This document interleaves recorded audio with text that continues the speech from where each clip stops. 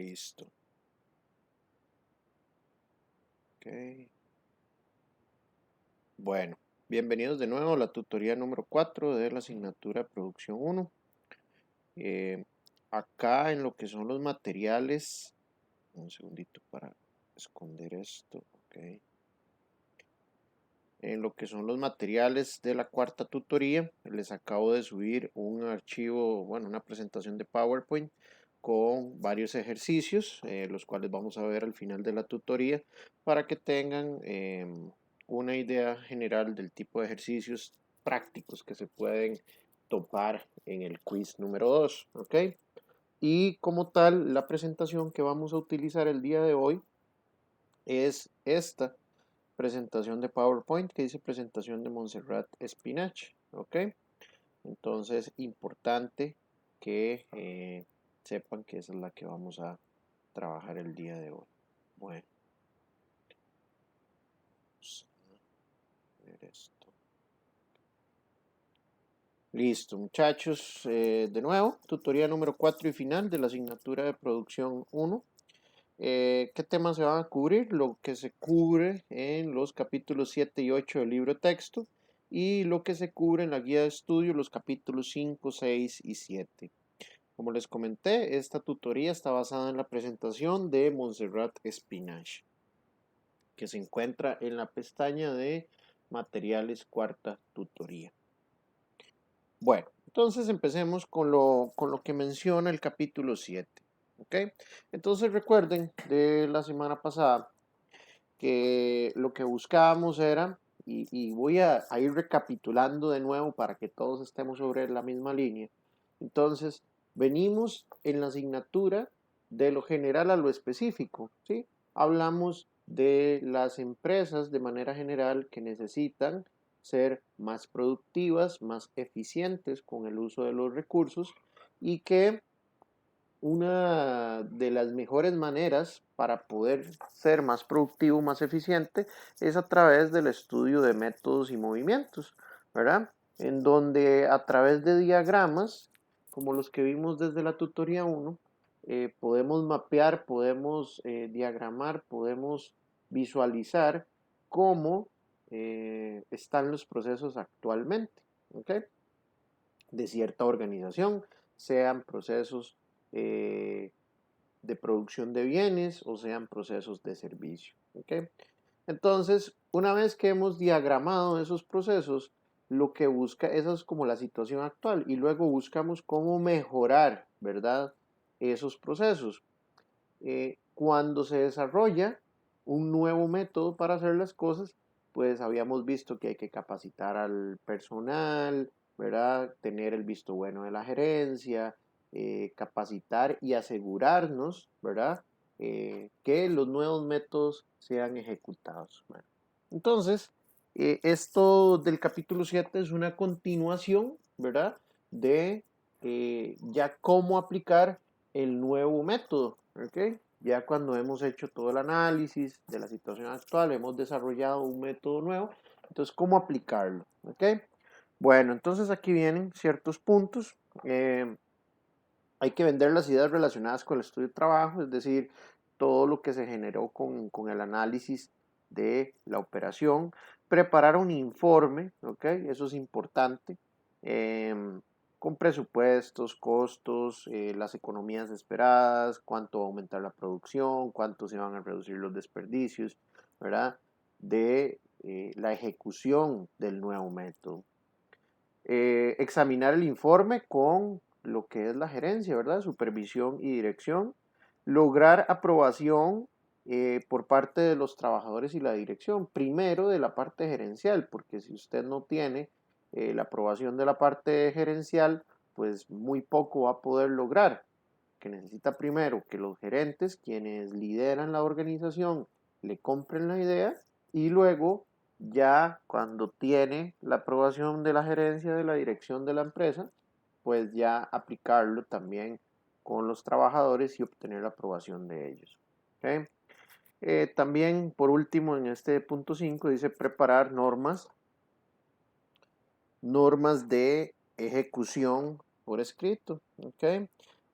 la carta de descripción del método, es decir, que ya quede por escrito cuál es el nuevo método que se va a utilizar. Y esto nos da pie a hablar un poco más con mayor detalle de la carta de descripción del método. ¿Qué es? Es una guía. Es una guía para indicar procedimientos, los procedimientos que se deben seguir. ¿Ok? Analiza todo el estudio de tiempos y movimientos. ¿Sí? También la distribución en planta. Y va a formar parte del manual de operaciones. ¿Ok? Aquí es MO, significa manual de operación. Y ese manual de operación va a ser la base para capacitar a todo el personal.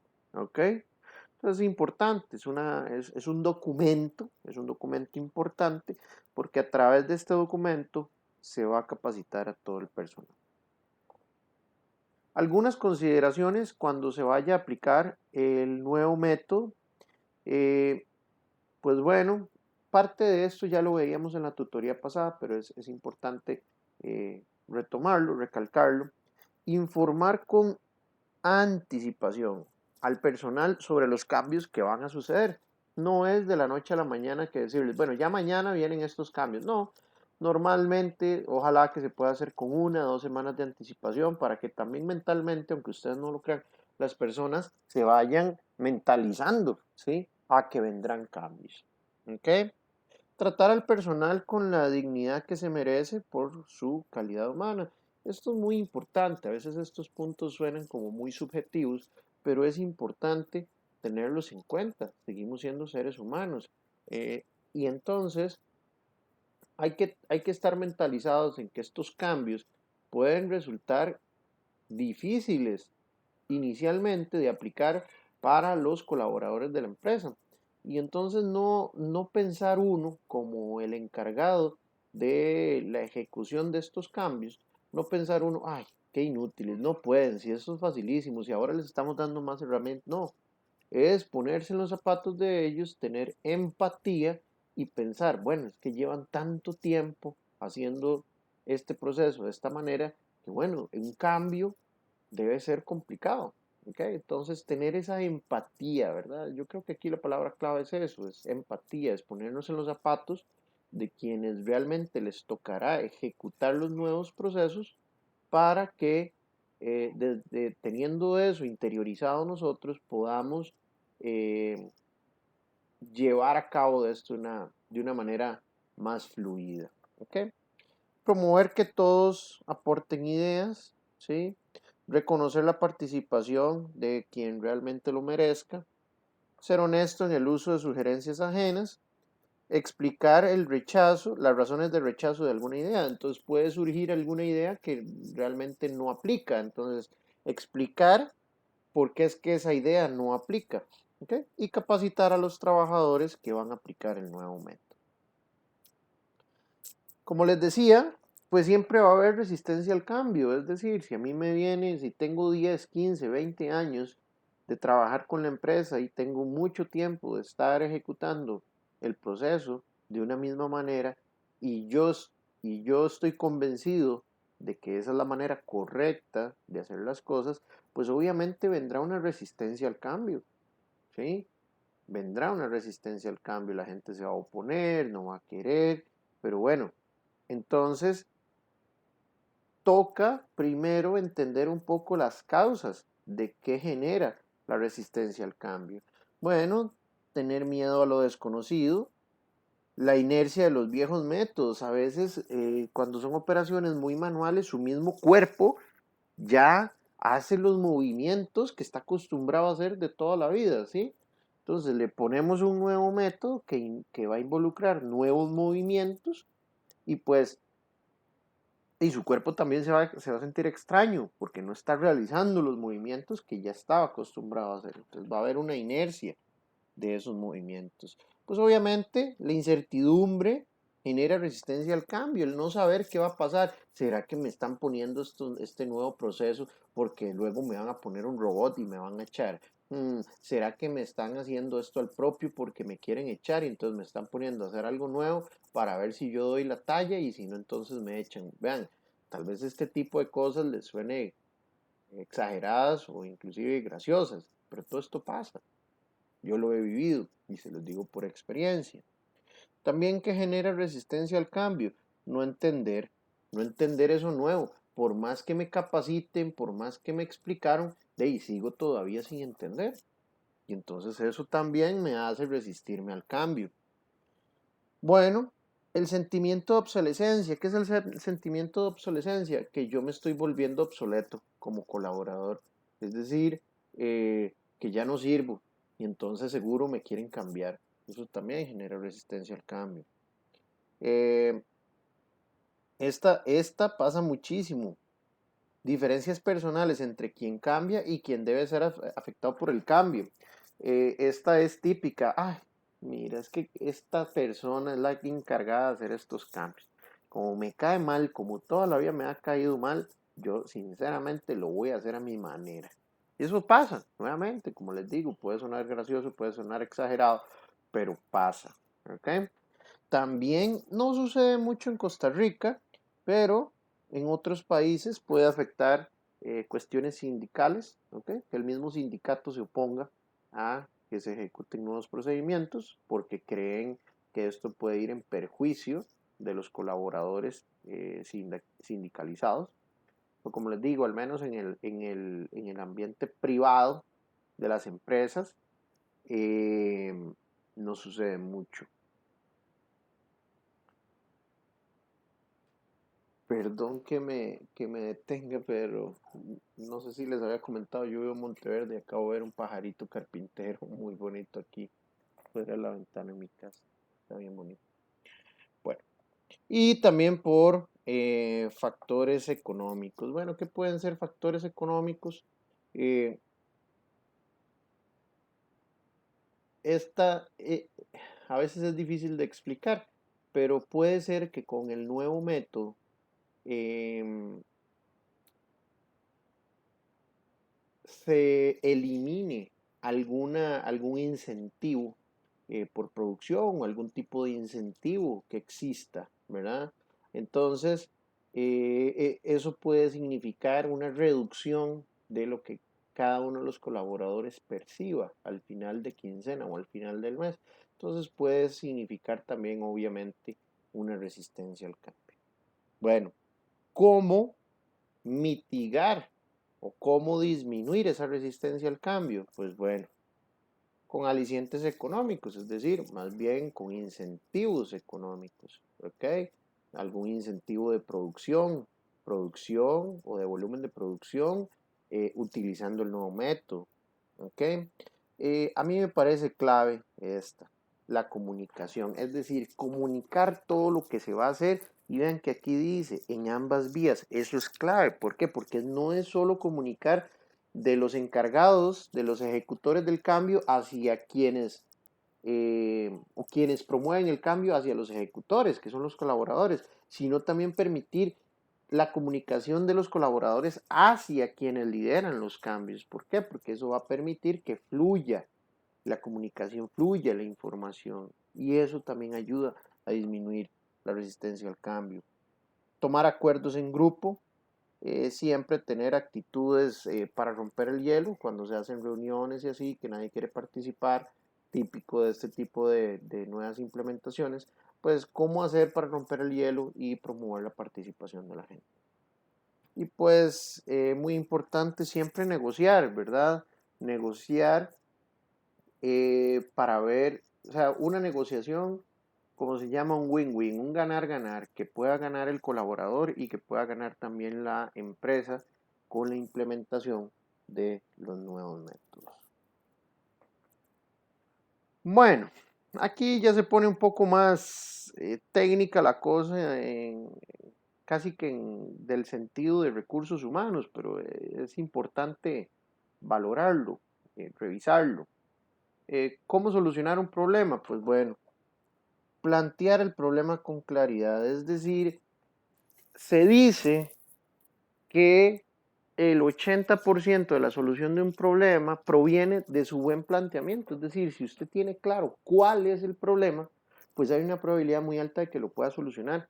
pero a veces no se sabe con exactitud cuál realmente es el problema, se anda mucho por las ramas, no se aterriza realmente cuál es el problema real. Y entonces eso genera que nunca se resuelva el problema. Entonces, plantear el problema de manera clara ayuda muchísimo para poder resolver ese problema. Entonces, también decir cómo se percató el problema, cuáles son los defectos, presentar sugerencias u opciones, estudiar el costo de cada sugerencia, con ese costo estimar un ahorro anual en plata para saber cuánto realmente nos va a ahorrar y dar un resultado. Y ojo, muy importante en términos de ahorro. ¿Cuánto nos va a ahorrar en plata el resolver este problema? Bueno,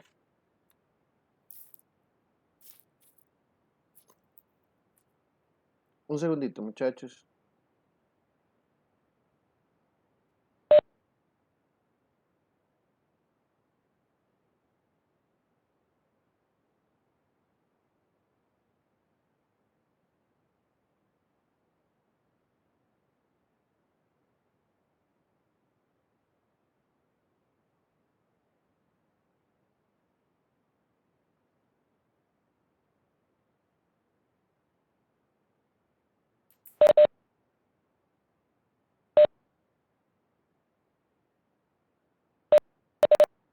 Listo, disculpen. Bueno, ¿cómo proponer el método mejorado? Esto lo habíamos revisado también un poquito en la tutoría pasada. Entonces, proponer o presentar el método propuesto contrastándolo con el método actual.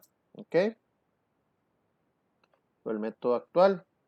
Y siempre con datos cuantitativos de ahorros. Eso es fundamental, que sepamos vender realmente cuál es el ahorro que está teniendo la empresa en términos monetarios al implementar el nuevo método. ¿Ok?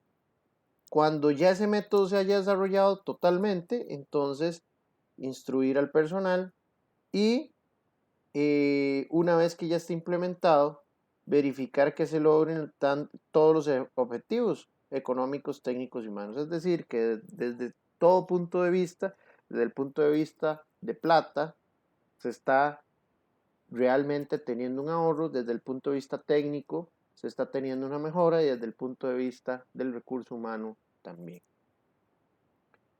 Bueno, entonces esta es una imagen que eventualmente también se podrán encontrar en el quiz 2.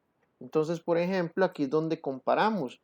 Vean, nos dice actividad. Bueno, aquí tenemos operación, transporte, inspección. En el método actual se tienen 10 operaciones y en el método mejorado 7. ¿Cuál es la diferencia? 3. Recuerden del quiz 1 las fórmulas que yo le había puesto. También se le puede preguntar por el porcentaje de mejora que se obtuvo. En este caso sería el método actual, que es 10 menos el mejorado 7 entre el actual, que sería 10. 10 menos 7 es 3.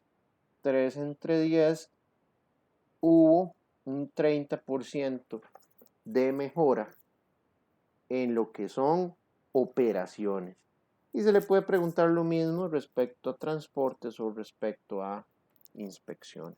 Pero esta es la manera de contrastar el método actual con el método mejorado para poder vender realmente a la gerencia los ahorros en tiempo, en plata que se están teniendo con el método mejorado. Bueno, ¿cómo capacitar al personal? Pues bueno, Profesor, ajá, sí, disculpe que lo interrumpa, buenas tardes. buenas tardes. Gracias. De hecho, para la tarea que ya está por entregarse, ¿se puede hacer eso, ese ejemplo que usted está haciendo para el diagrama mejorado? Sí, de hecho le recomendaría mucho que lo utilice porque va a ser bastante visual y sencillo para mí entender lo que ustedes están proponiendo. Ujú. Ok, muy amable, gracias. Con mucho gusto. Bueno. Entonces estamos con las formas de capacitar al personal. Entonces hay que preparar al trabajador, ser amable, definir bien qué es lo que tiene que hacer y despertar el interés para que aprenda, ¿ok? Esta que viene es sumamente importante, ¿ok? Y es demostrar el trabajo. Yo le recomiendo inclusive que si usted puede hacer una demostración ya en el lugar, o sea, por ejemplo, que sea usted el que le demuestre al colaborador cómo se hace el nuevo método, eso todavía le va a generar a usted mayor credibilidad en su trabajo. ¿Por qué? Porque el mismo operador está viendo que usted lo está haciendo y usted le está demostrando que está reduciendo movimientos, reduciendo tiempos, en fin, mejorando el proceso. Pero usted mismo lo está demostrando. Si eso no fuera posible por X, Y o Z razones, pues demostrar físicamente con alguien ya experimentado, alguien que le haya ayudado en el desarrollo del nuevo método, poder demostrar ya físicamente al resto de colaboradores que el método mejorado sí funciona. Y pues luego también observación en la práctica. Entonces hay que seguir de cerca el desarrollo del aprendiz, es decir, esa persona que está desarrollando el nuevo método, estar ahí supervisando, estar ahí apoyando, estar ahí, estar ahí, estar ahí, para que la persona también sienta un poquito de presión de que se le está supervisando, de que ejecute el método nuevo, pero además que sienta un apoyo, ¿verdad? Que en caso de que surja alguna duda, que surja algo en el momento, que se le pueda ayudar. Bueno, eso es con la implementación del nuevo método. Pasamos a lo que es el capítulo 8, donde ya cambiamos, no completamente, pero cambiamos un poquito el tema, siempre con lo que es la parte de producción de bienes y servicios, pero ya no tanto con la parte de métodos, sino con lo que es distribución en planta. ¿Qué es la distribución en planta? Es cómo cómo se coloca físicamente los medios industriales. Entonces, cómo, cómo colocamos o cómo ubicamos, es la palabra correcta, cómo ubicamos de la mejor manera maquinaria, equipo, trabajadores, materiales y almacenaje, entre otros. Es decir, es encontrar el mejor acomodo. ¿Y cuál es ese mejor acomodo? Que pueda reducir transportes innecesarios, retrabajos innecesarios, que reduzca distancias, que departamentos que deben de tener cercanía estén cerca, entre otras cosas. ¿Y cuáles son los objetivos de la distribución en planta? Pues bueno, siempre lo que vamos a querer es reducir el costo. ¿Cuál costo? El costo de fabricación. ¿Por qué? Porque si nosotros reducimos ese costo, vamos a tener un mejor margen de utilidad en el producto. ¿Ok? ¿Y cómo se puede reducir el costo de fabricación a través de la distribución en planta? Pues bueno, mejorando o minimizando los riesgos para la salud, incrementando la seguridad de la planta y maximizando la maquinaria y la reducción de personal y materiales. Es decir, que se pueda lograr un mejor uso de los recursos existentes. Bueno, ¿cuáles pueden ser algunas razones para llevar a cabo un estudio de distribución en planta? Bueno, si vamos a tener un nuevo producto, ¿ok? También si cambia la demanda en algún producto, es decir, que aumentó la demanda en un producto y necesitamos poner más líneas de producción, más máquinas para poder producir ese producto. Eso nos generaría un cambio físico en la planta. Si vamos a sustituir algún equipo que ya esté viejo, puede ser que el equipo nuevo sea más grande o sea más pequeño y pueda meter 2 o 3, ¿verdad? Esa sustitución puede implicar cambios importantes a nivel de distribución de planta. Y también cuando se hacen revisión de métodos y reducción de costos, es decir, un eventual cambio de métodos, que es lo que hemos venido estudiando, puede tener un impacto a nivel de distribución en planta, porque puede ser no siempre, pero puede ser que el nuevo método implique una nueva estación de trabajo, una máquina nueva o cambios en las estaciones de trabajo, que haya que moverlas, que haya que reubicarlas, que haya que hacerles algo. Entonces, cuando también se generan métodos nuevos, puede ser que haya una implicación a nivel de distribución en planta.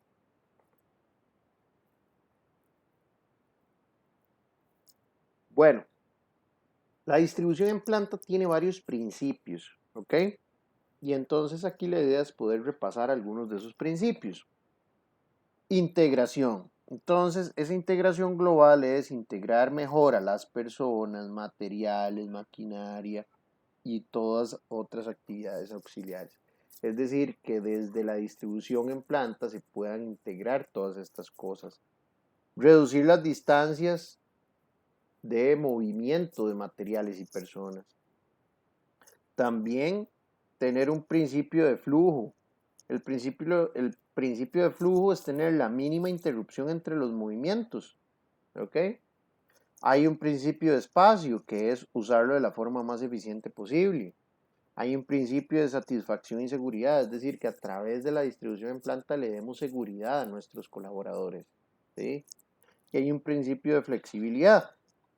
¿Cuál es el principio de flexibilidad? Que nos podamos ajustar a nuevos cambios, es decir, que nuestra distribución en planta sea flexible, que yo pueda hacer movimientos de manera sencilla.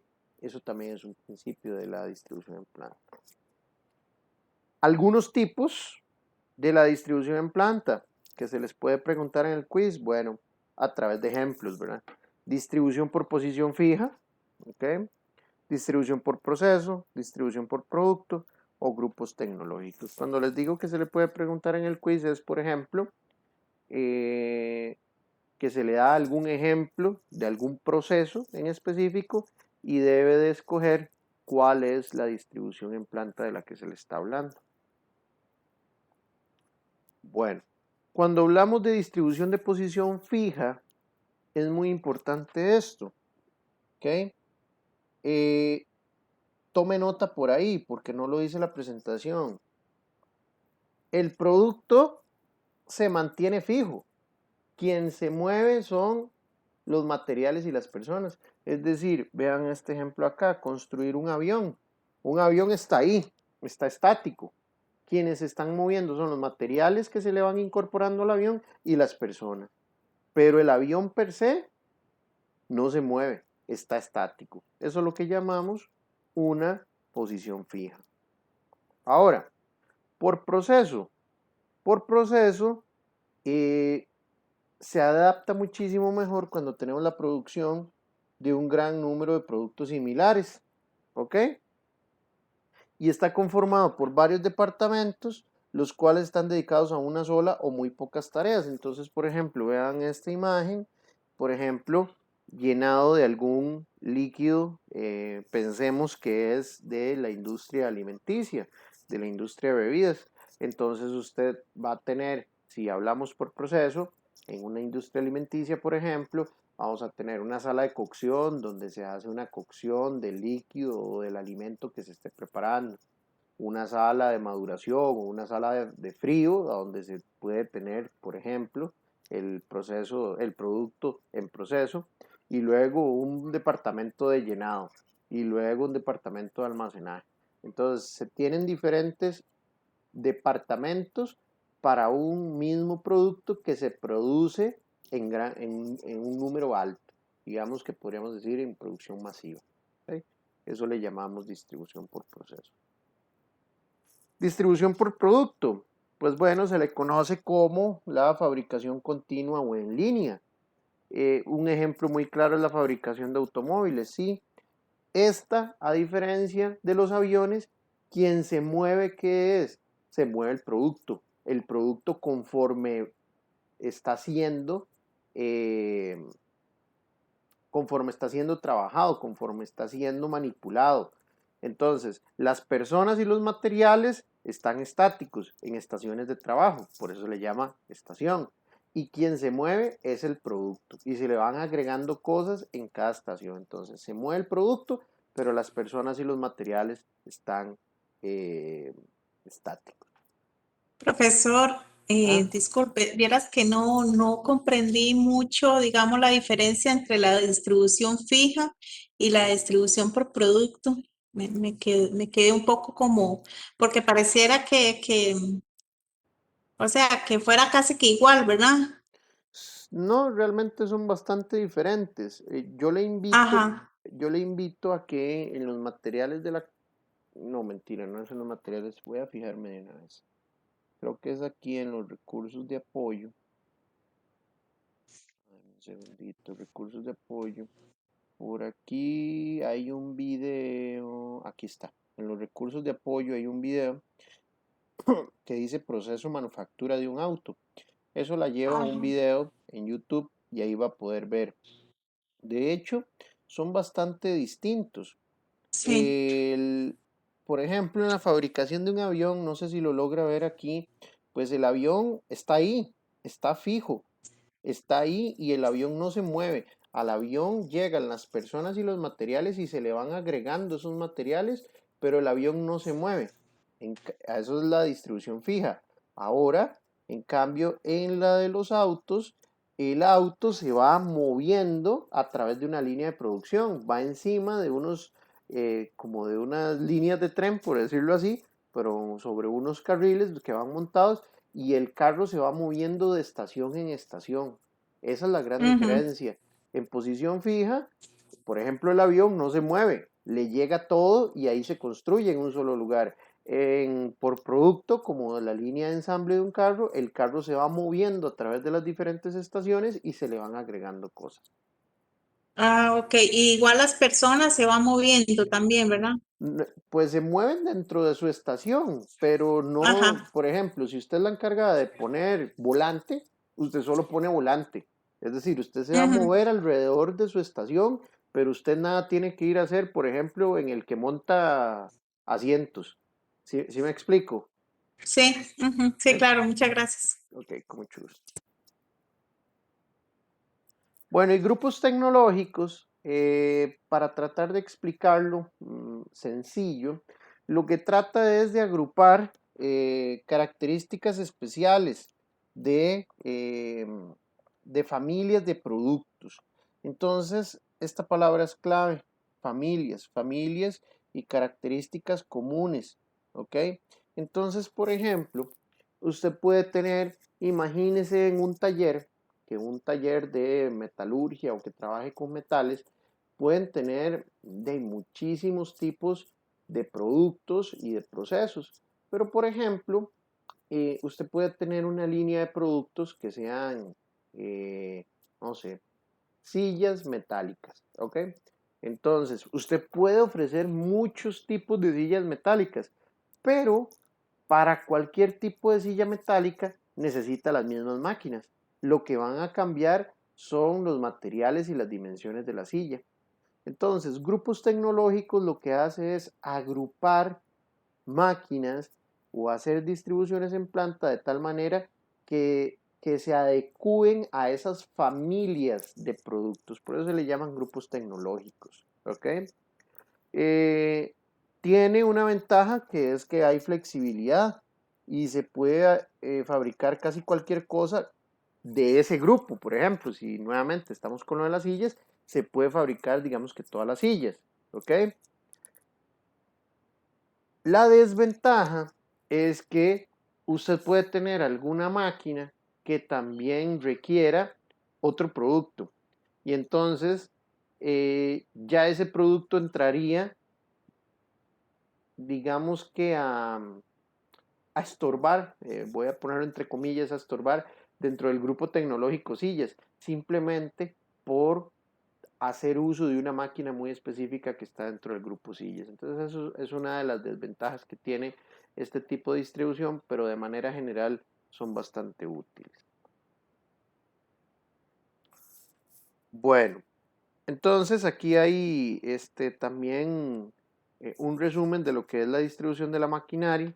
Se puede hacer como un sistema de producción en línea, como un sistema funcional y como grupos tecnológicos. Entonces, cuando es en un sistema de producción en línea, la maquinaria se coloca de acuerdo a la secuencia del proceso, ¿ok? Y aquí lo clave es que el volumen tiene mucho volumen en poco tiempo. Entonces esto es lo que llamamos producción masiva. Cuando es un sistema funcional depende de la función de la maquinaria. Entonces los equipos se agrupan de acuerdo a las funciones. Por ejemplo, entonces todo lo que son taladros van en el departamento de taladros y todo lo que son tornos van en el departamento de tornos. Entonces usted puede hacer una distribución por función, por funcionalidad. Todo lo que son tornos de un lado, todo lo que son fresadoras de un lado, todo lo que son taladros de otro lado. ¿Ok? Y lo que acabamos de ver de grupos tecnológicos. Grupos tecnológicos, las máquinas se agrupan para hacer la fabricación de familias de piezas, como hablaba ahorita, por ejemplo, de lo de las sillas metálicas. Bueno, para realizar un estudio ya de distribución en planta, pues bueno, lo primero es recoger información, considerar los datos obtenidos y plantear distribuciones parciales. ¿A qué se refiere distribuciones parciales? Pues eh, realizar propuestas de distribución en planta que tal vez no incorporen todos y cada uno de los elementos que deba tener la distribución en planta, pero al menos que esas propuestas incorporen los cambios principales que se están proponiendo, ¿sí?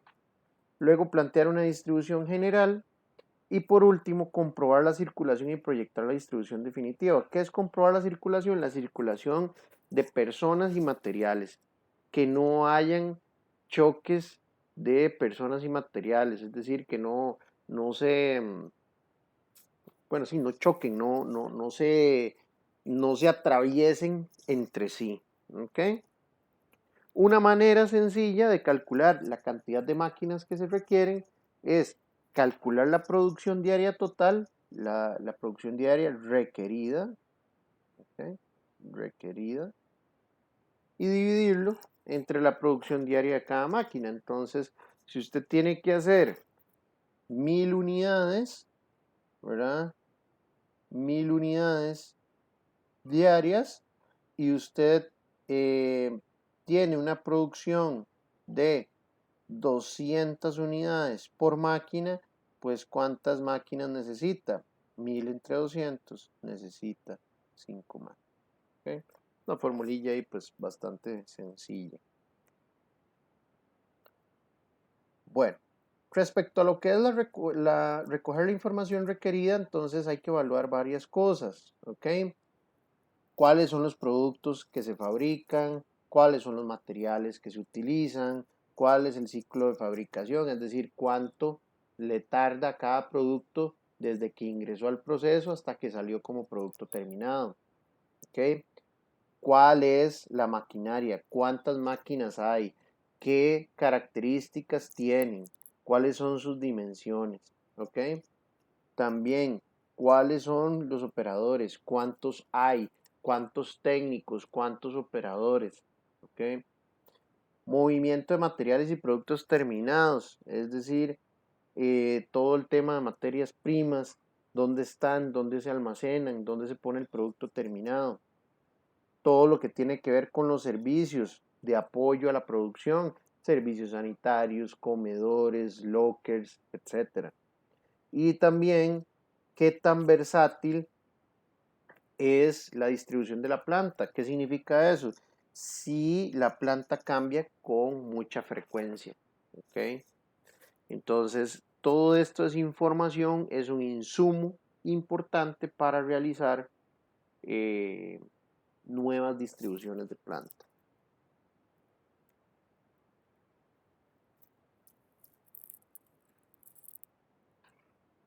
Bueno, aquí entonces ya presentamos un resumen de lo que se ve o de los temas que se tratan en la guía de estudio. ¿Ok?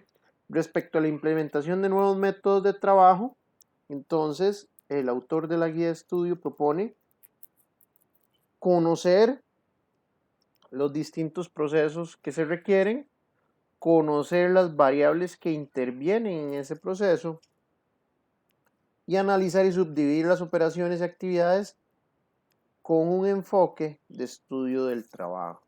¿Ok? Entonces, en el tanto se conozcan los procesos y las variables que intervienen en ese proceso, se puede hacer un análisis de métodos para poder lograr ¿qué? La implementación de nuevos métodos de trabajo.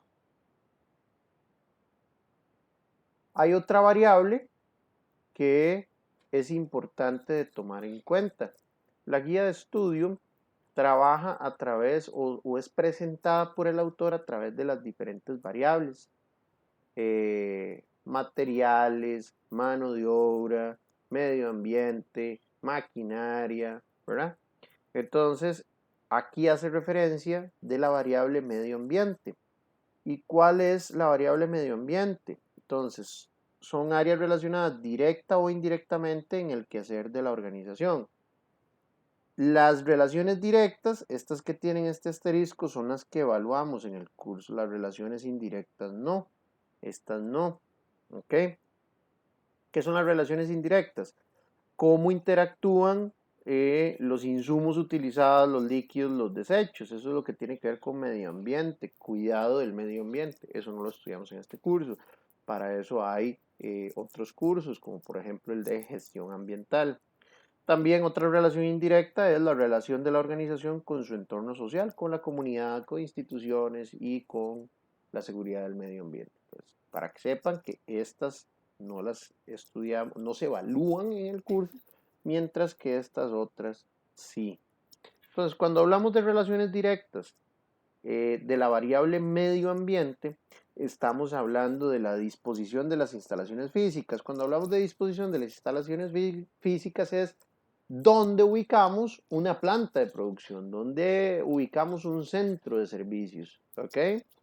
También conocer las condiciones ambientales que se le dan a nuestros colaboradores para poder trabajar.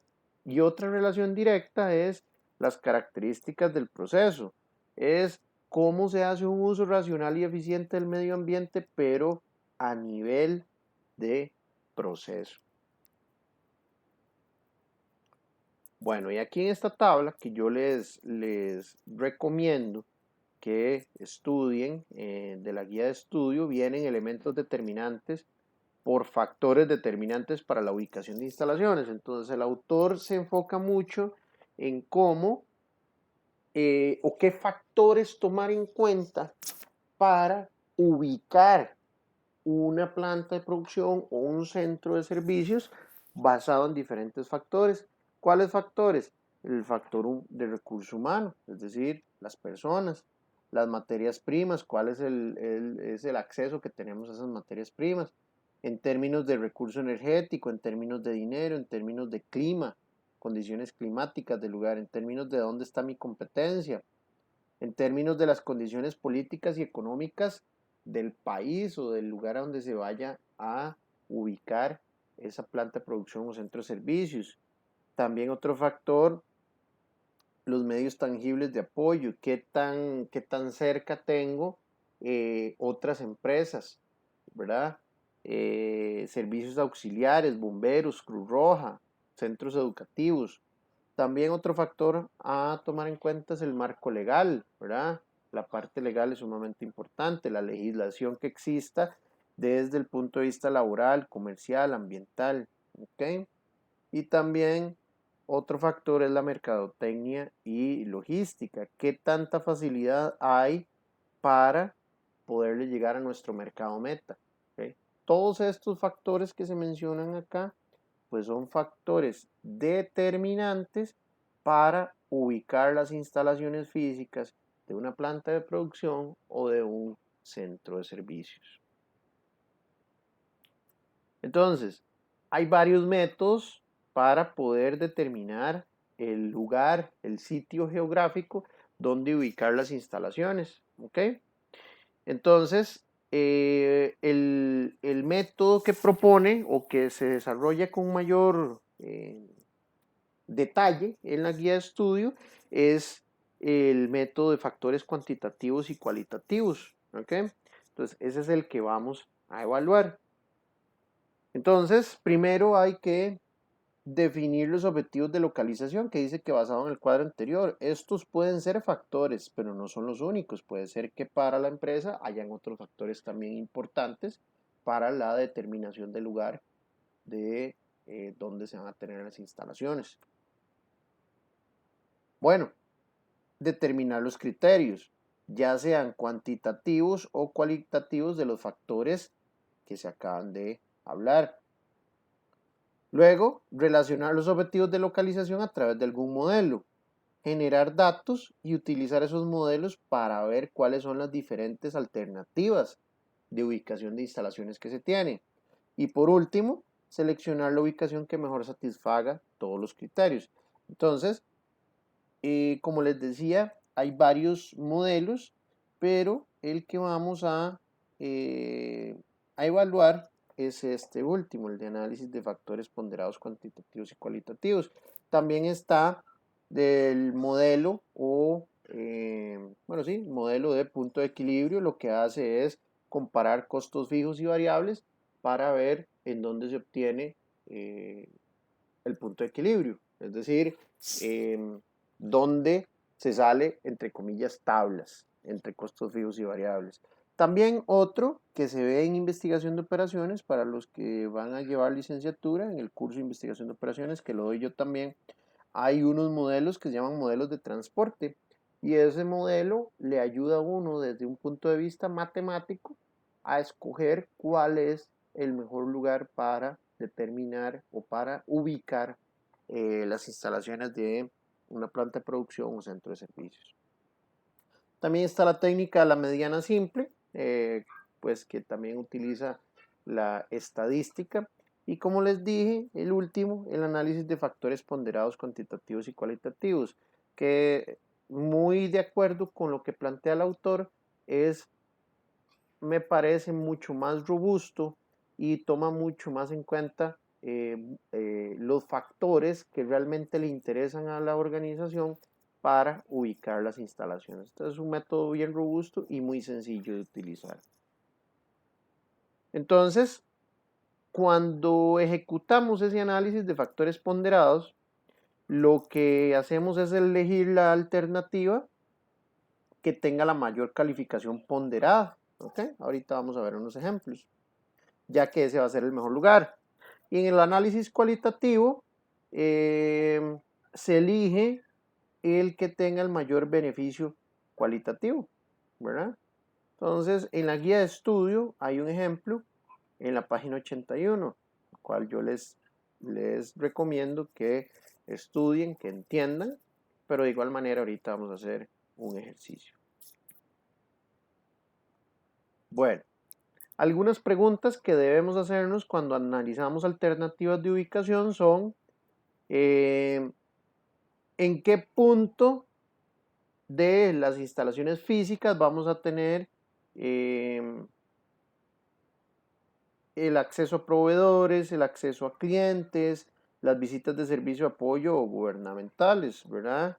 También con qué frecuencia van a estar esos proveedores, clientes o visitas de servicios de apoyo en nuestras instalaciones. Entonces una es en qué puntos, luego otras en qué frecuencia y luego qué medidas de seguridad, calidad y protección ambiental requieren todas estas personas. Estas son preguntas importantes que se deben hacer cuando se analizan alternativas de ubicación.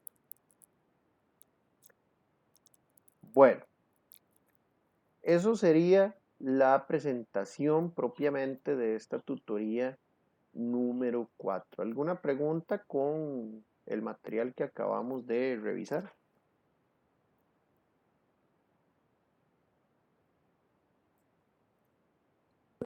De mi parte no, profe. Ok, No, está bien todo. Está claro. muy bien, muy bien. Bueno, okay. Entonces lo que voy a proceder es a que revisemos. Ahí está. Revisemos entonces los ejercicios que les estoy poniendo acá. En materiales cuarta tutoría, les subí aquí una presentación, la primera que dice ejercicios tutoría 4. ¿Ok? Entonces, revisemos esa presentación.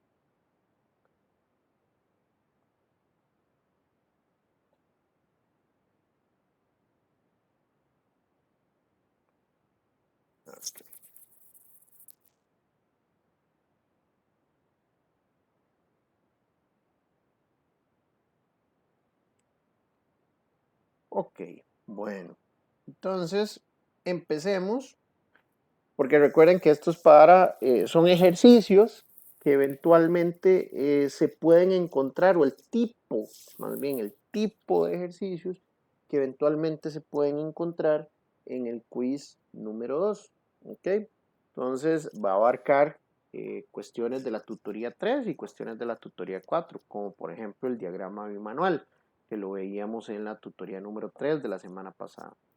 Entonces vean aquí, les pongo más bien un diagrama bimanual, ¿ok? Y a partir de este diagrama bimanual les hago estas preguntas. Entonces, vean esta primera, dice, ¿cuántas operaciones realiza la mano izquierda? Pues bueno, aquí hay dos maneras de saber esto. Una es que nosotros, pues digamos, ok, esta es la mano izquierda, sabemos que las operaciones son los círculos, ¿cierto? Entonces nos vamos y aquí vamos contando. Aquí hay 1, 2, 3, 4 y 5. Entonces la respuesta para esta pregunta son 5 operaciones. Otra manera, y mucho más sencilla, es que el diagrama bimanual, ya sea en el encabezado o en la parte de abajo del diagrama bimanual, vamos a tener un resumen, ¿ok? Y entonces, aquí nos dice el resumen, aquí tenemos el proceso actual, el propuesto y cuánto se está economizando. Bueno, este diagrama es del proceso actual, ¿ok? ¿De cuál proceso? Del recargado de un cartucho, ¿ok? Y vean que aquí nos vuelven a decir método actual. Entonces, para este método dice que en las operaciones, que son los círculos, la mano izquierda hace 5 operaciones. Entonces, esa es la segunda manera también para poder responder esa pregunta 1. Bueno, muy sencillo, sí, muy sencillo, pero eventualmente se le puede preguntar. La pregunta 2 es un poco más de estar avispados. ¿En qué sentido? Vean lo que le preguntamos. ¿Cuántas actividades simultáneas se realizan? Entonces usted debe revisar bien, estudiar bien en el libro la parte de los diagramas bimanuales. ¿Por qué? Porque ¿cómo sé yo cuándo hay actividades simultáneas? Bueno, hay dos maneras.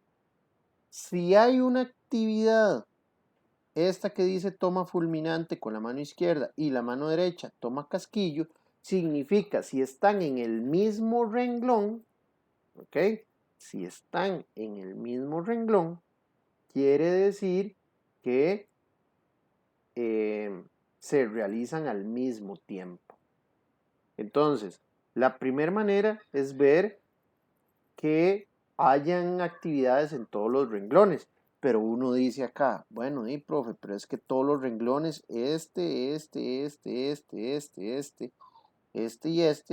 todos tienen actividades. Entonces, de ahí, si no hay ninguna en blanco, ¿cómo me doy cuenta que hay actividades que no son simultáneas? Bueno, la segunda manera para darse cuenta que hay actividades que no son simultáneas es cuando tenemos una espera.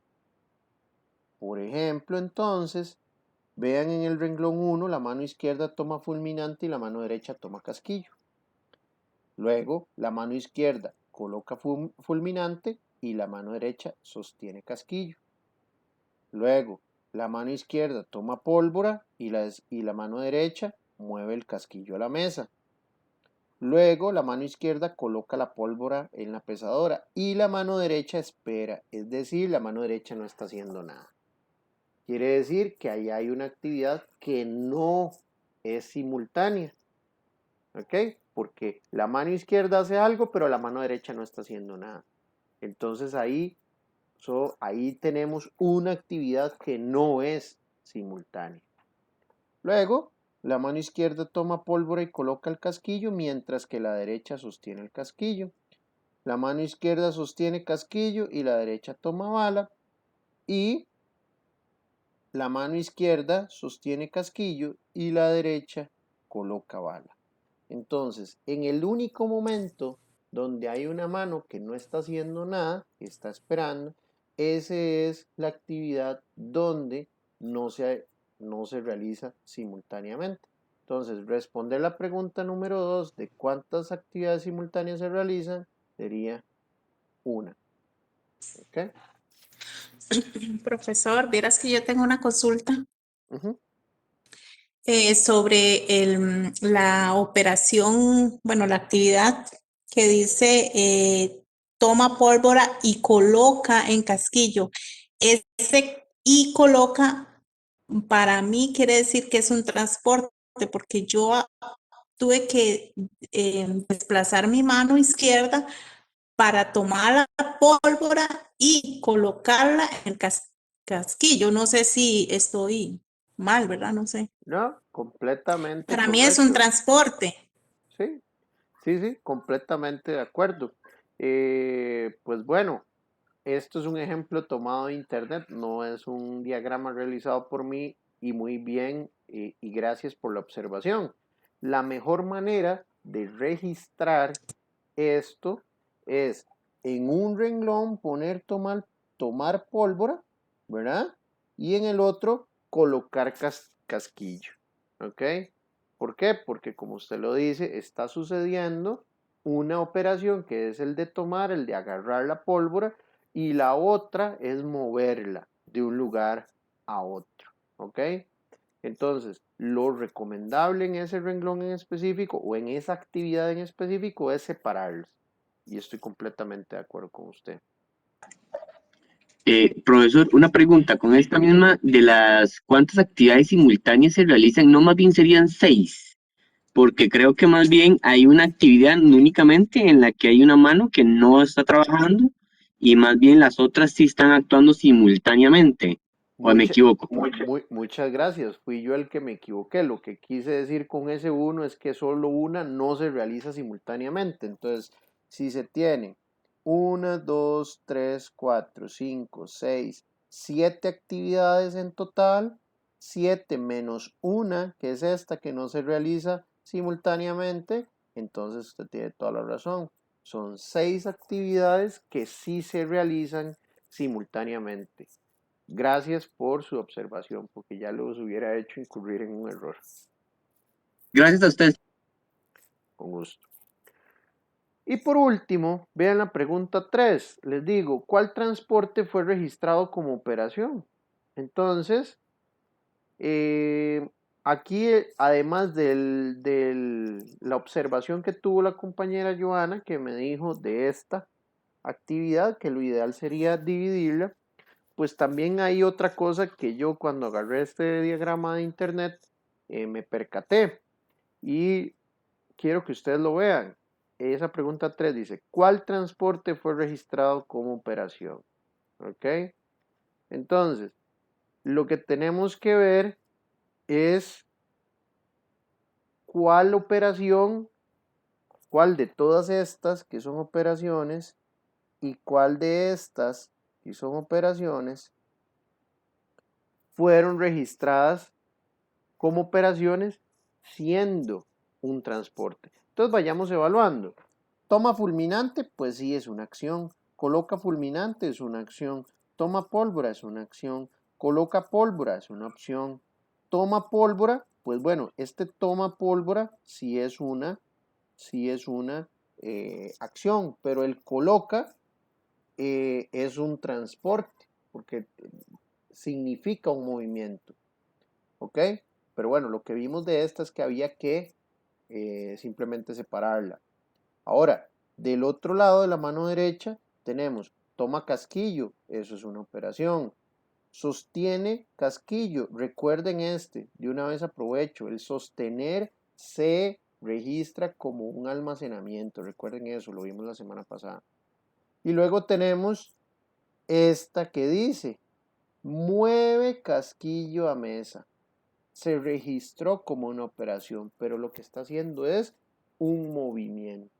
Entonces, esa se tuvo que haber registrado como un transporte, porque abiertamente el mismo manual nos dice que mueve casquillo a mesa. Si revisamos las otras dos, aquí vemos que toma bala es una acción, coloca bala es una acción también. Entonces, para responder esta pregunta, ¿cuál transporte fue registrado como operación? Entonces la respuesta es esta. Mueve casquillo a mesa. Mueve casquillo. Casquillo. ¿Okay? ¿Alguna pregunta con estas tres preguntitas o ejercicios que acabamos de ver respecto al diagrama bimanual?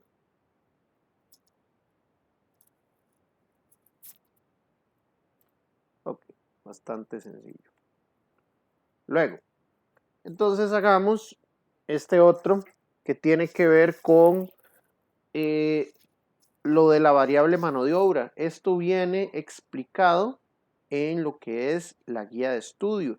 De hecho, no les voy a poner una hojita con fórmulas para este quiz 2, puesto que están abiertamente ahí en la guía de estudio y para este no se ocupan tantas fórmulas.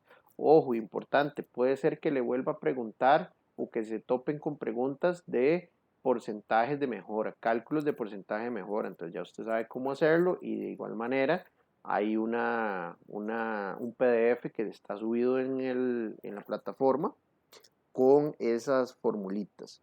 Pero bueno, este es un ejercicio de la variable mano de obra que se ve en la guía de estudio. ¿Ok? Entonces podemos ver abiertamente, o más bien abrir la guía de estudio.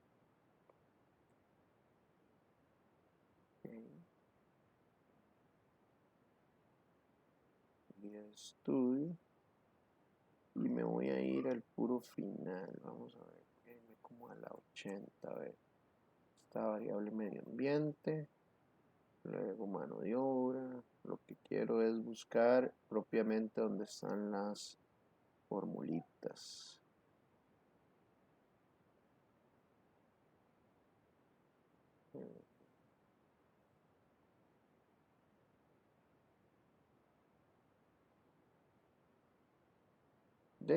Se me perdieron las fórmulas. Ah, es que esto era la tutoría 3, esto era más atrás.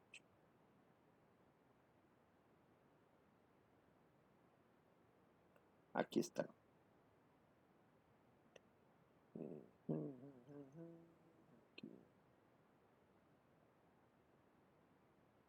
Entonces aquí en la página 64 de la guía de estudio, aquí vienen varias formulitas, ¿verdad? Esta, por ejemplo, es para calcular la cantidad de horas hombre disponibles en una empresa, ¿verdad? Y aquí viene que esto es el número de horas por las horas por día, por la cantidad de días, por el factor de asistencia, por el factor de trabajo directo, más las horas extra. ¿Ok? Entonces, aquí viene el cálculo para el factor de asistencia, que es 1 menos las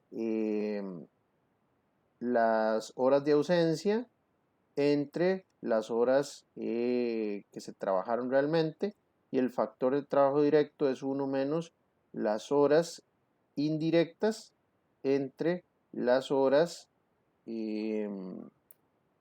laboradas por operarios directos. Vean que aquí toda esta nomenclatura, todas estas cosas, viene aquí explicada. Aquí vienen cada una de las cosas como es. E inclusive viene un ejemplito. ¿Ok? Entonces, para que ustedes sepan, desde la página 64 de la guía de estudio se ve eso. Entonces vamos a utilizar esto como referencia. Entonces vean, aquí nos dice, aquí les doy una tabla con información y aquí también con otra información respecto a días que se trabajan. Le estoy diciendo, la empresa labora de lunes a viernes. Calcule lo siguiente. Calcule el factor de asistencia, calcule el factor de trabajo directo y basado en la información calcule las horas hombre disponibles para el mes de abril. ¿Ok? Entonces yo lo que les recomiendo es que agarremos esto y lo pongamos en un Excelito, muchísimo más fácil.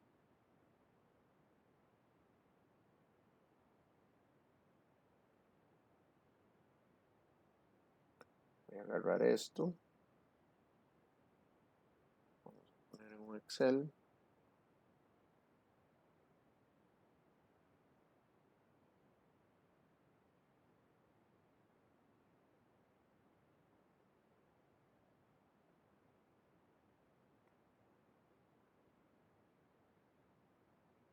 ¿Ok? Y vamos a agarrar también aquí lo de los días laborales.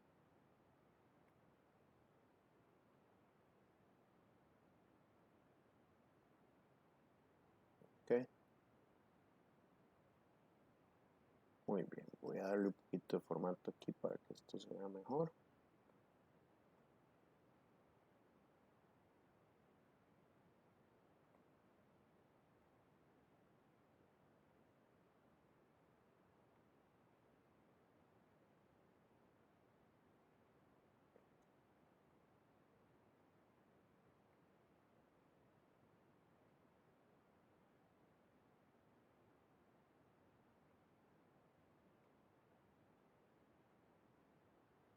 Ok, bueno, entonces primero nos piden calcular el factor de asistencia. ¿Ok? Según la guía de estudio, el factor de asistencia es este. Voy a copiarlo por acá. Vamos a ver si lo logro pegar. Ajá, ahí está. Ese es el factor de asistencia. Luego, el ejercicio nos pide calcular el factor de trabajo directo. El factor de trabajo directo viene aquí y es este. Lo voy a copiar también y me lo voy a llevar acá para tener la fórmula. Y por último, el ejercicio nos pide calcular las horas hombre disponibles para el mes de abril. Entonces, esas horas de abril, esas horas hombre del mes de abril, va a ser toda esta formulita. ¿Ok? Que esa formulita, vean que necesita el factor de asistencia, que es FA, y el factor de trabajo directo, que es FTD, que ya lo vamos a calcular. Entonces tenemos que ir en orden. Primero tenemos que calcular el factor de asistencia, luego el factor de trabajo directo y por último las horas hombre. ¿Ok? Entonces calculemos primero el factor de asistencia. Entonces voy a poner esto aquí alineado hacia este lado. Y entonces vamos a decir, voy a primero abrir aquí un Paint.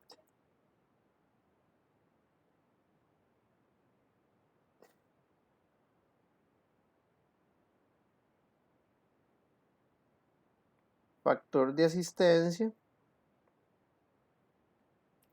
dice que es, entonces,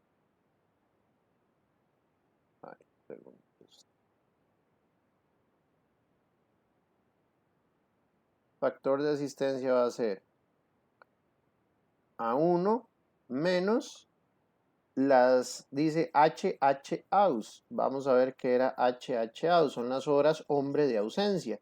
Y el problema nos dice que son 55 horas. ¿Ok? Entonces vamos a decir 1 menos 55 entre HOPD. ¿Y quién es HOPD? Aquí viene. Dice que son el total de horas de horas laboradas por colaboradores directos, HOPD, son 2500. Entonces 55 entre 2500. Y ahí nosotros podemos decir, bueno, lo podemos calcular de una vez en Excel, ¿ok? Entonces vamos a decir, o hagámoslo aquí primero en la calculadora. 55 entre 2500, ¿ok? Era así, ¿verdad? 55 entre 2500, ajá.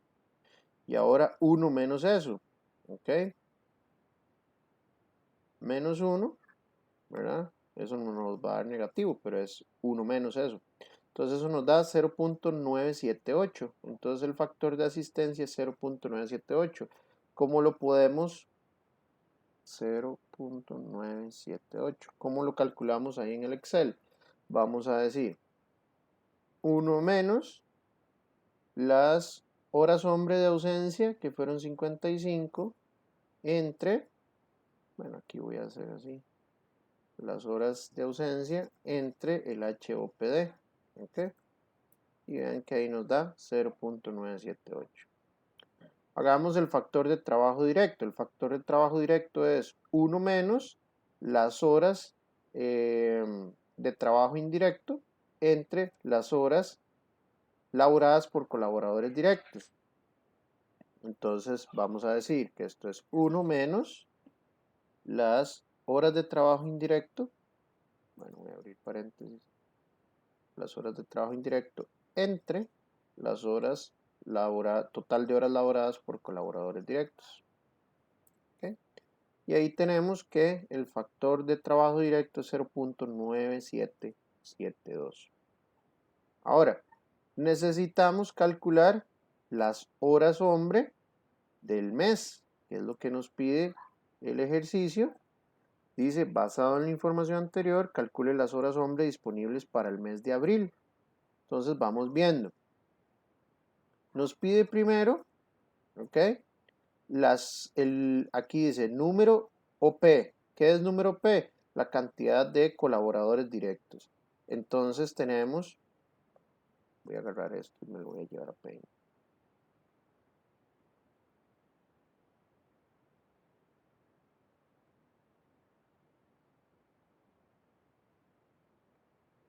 Ahí está.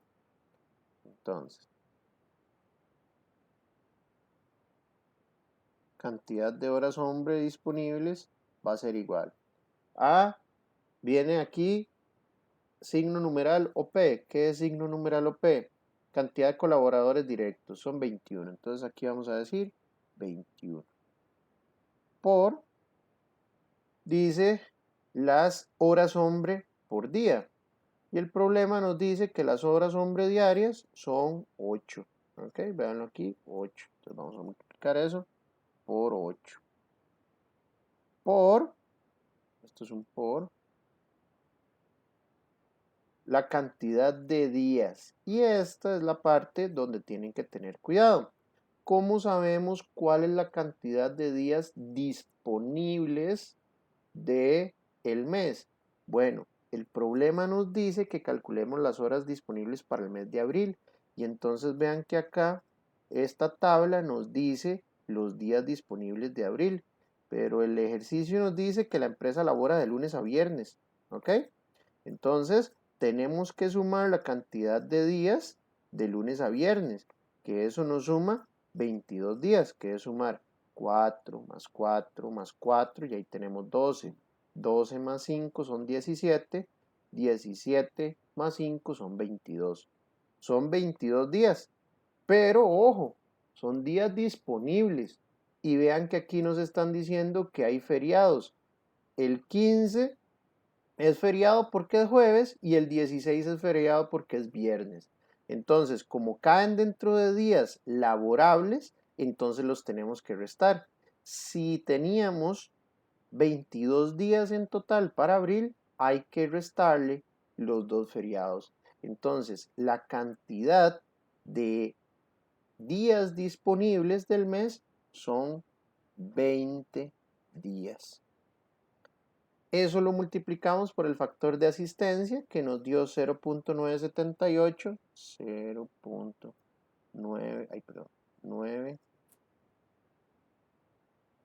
978 por el factor de trabajo directo que es 0.9772, 0.9772, y a todo eso le sumamos las horas extras, que aquí nos dice que las horas extras del mes fueron 23.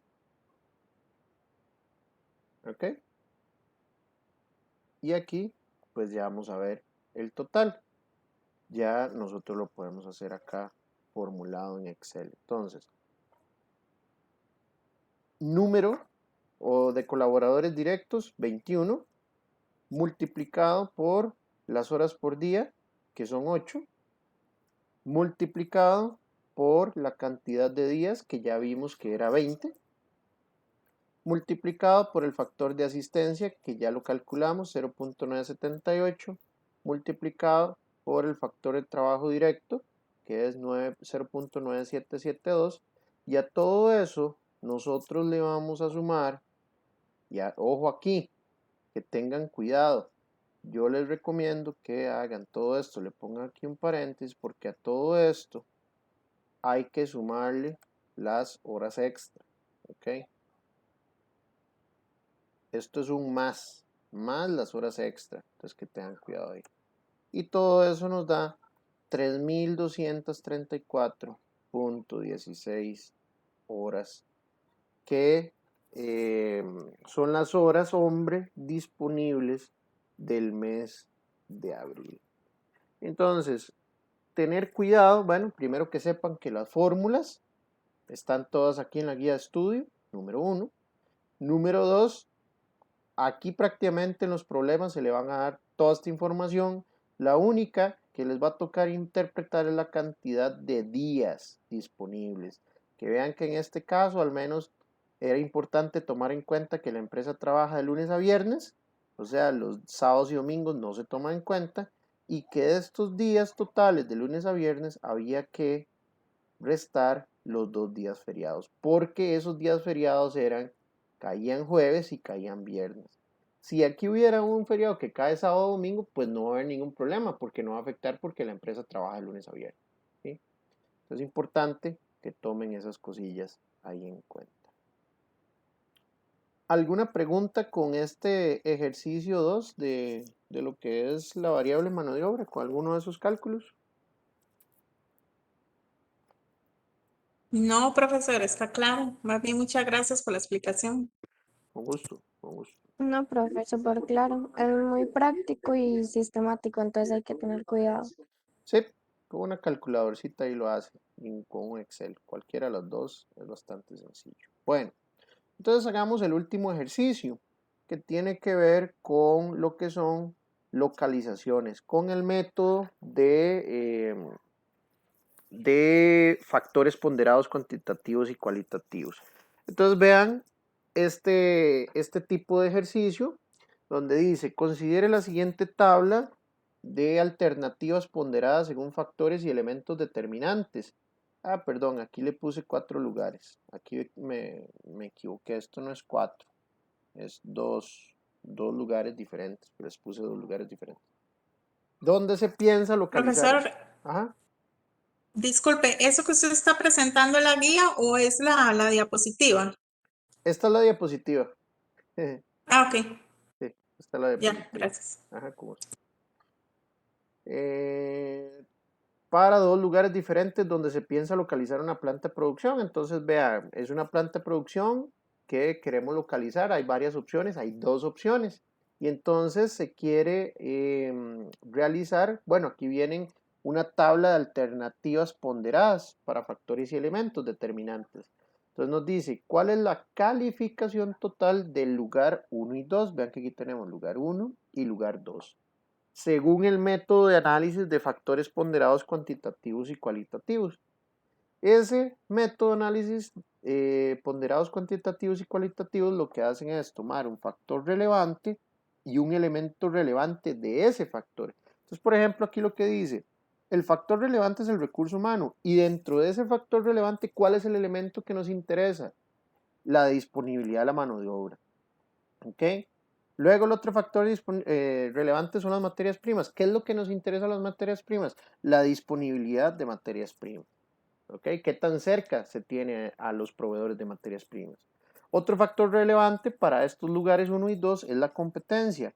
¿Cuál es el elemento relevante de la competencia? ¿Cuál es el costo de producción? ¿Ok?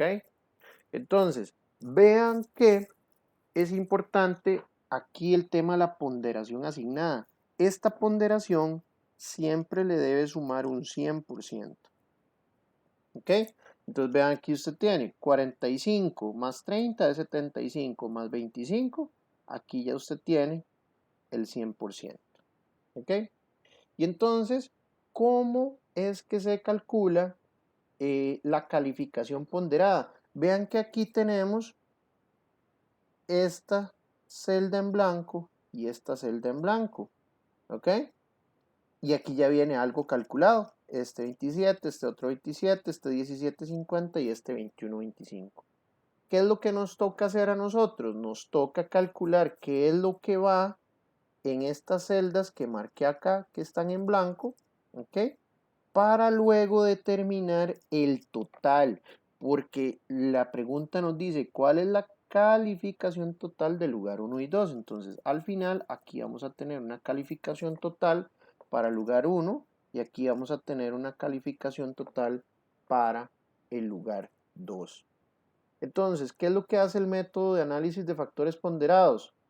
Lo que hace es la nota que puso la empresa, es decir, para el lugar 1, la empresa está diciendo en una escala del 1 al 100, este lugar 1 se saca un 60 en lo que es la disponibilidad de la mano de obra. ¿Ok? Entonces, ¿de dónde salió este 27? De multiplicar 45% por 60. O 60 por 0.45. De ahí salió este 27. ¿De dónde salió este 17.5? De multiplicar 70 por 0.25. Entonces, este lugar 1, la empresa que está realizando este análisis dijo, bueno, en lo que es el costo de producción, el lugar 1 se saca una nota de 70. Entonces, 70 lo multiplica por 0.25 y da 17.5. Entonces, ¿qué es lo que nosotros debemos de hacer acá? Pues simplemente para calcular la calificación ponderada de la disponibilidad de materias primas, lo que tenemos que hacer es multiplicar 90 por 0.3. ¿Qué quiere decir eso? Que este lugar 1, la empresa le está asignando una calificación de 90 en lo que es la disponibilidad de materias primas. Parece que sí tiene muy buen acceso a las materias primas, ¿ok? Y la empresa le está dando un peso ponderado a la disponibilidad de materias primas de un 30%. Entonces lo que hacemos es nada más multiplicar 90 por 0.3, ¿ok?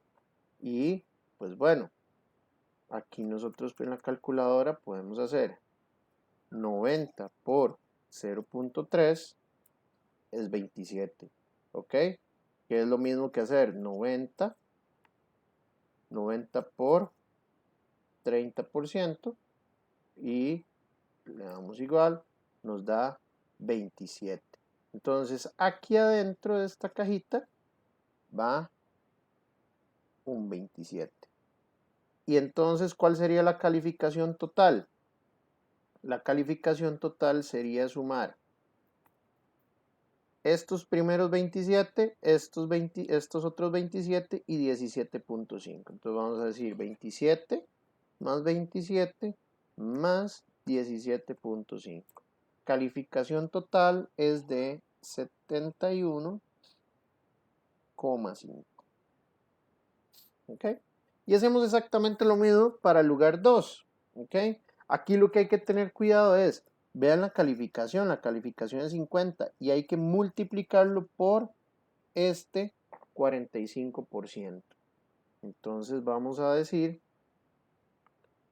50 por 0.45 es un 22,5.